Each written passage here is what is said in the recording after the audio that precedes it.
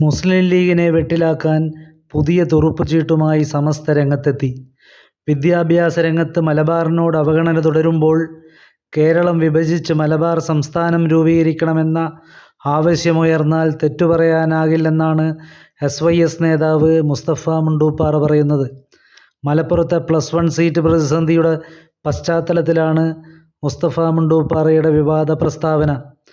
തെക്കൻ കേരളത്തിലുള്ളവരെ പോലെ തന്നെ നികുതിപ്പണം കൊടുക്കുന്നവരാണ് മലബാറിലുള്ളവരെന്നും അവഗണിച്ചാൽ പലതരത്തിലുള്ള പ്രതിഷേധങ്ങളുണ്ടാകുമെന്നും മുസ്തഫ മുണ്ടൂപ്പാറ പറയുന്നു. അവഗണന തുടരുമ്പോഴാണ് വിഘടനവാദ പ്രവർത്തനങ്ങളിലേക്ക് ആളുകൾ മാറുന്നതെന്ന് അദ്ദേഹം പറഞ്ഞു.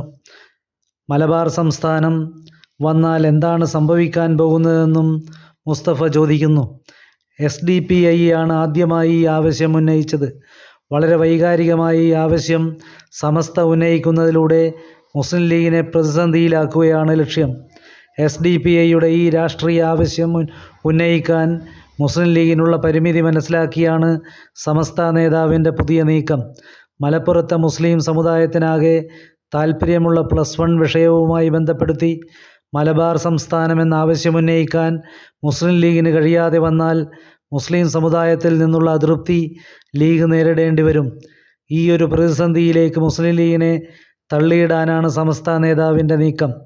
കേരളത്തിനൊരു മുസ്ലിം മുഖ്യമന്ത്രിയെ ലഭിക്കാൻ വേണ്ടി നടത്തുന്ന സമ്മർദ്ദ തന്ത്രമാണിതെന്ന് BJP സംസ്ഥാന അധ്യക്ഷൻ K. സുരേന്ദ്രൻ ആരോപിച്ചു കഴിഞ്ഞു.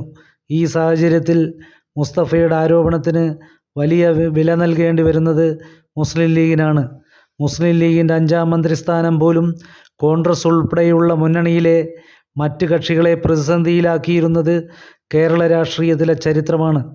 കഴിഞ്ഞ കുറച്ചു കാലങ്ങളായി നിലനിൽക്കുന്ന സമസ്ത മുസ്ലിം ലീഗ് പോരിൽ ലീഗിനെതിരായ പക്ഷത്തായിരുന്നു മുസ്തഫ മുണ്ടൂപ്പാറ നിലയുറപ്പിച്ചിരുന്നത്.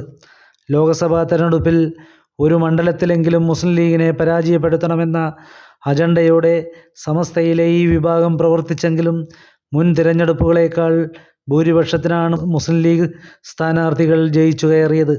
ഇതോടെ അടിതെറ്റി വീണ സമസ്ത നേതൃത്വം പുതിയ തുറുപ്പുചീട്ടുകളുമായി രംഗത്ത് വന്നിരിക്കുന്നതാണ് മുസ്തഫയുടെ പ്രസ്താവനയിലൂടെ കാണാൻ കഴിയുന്നത്.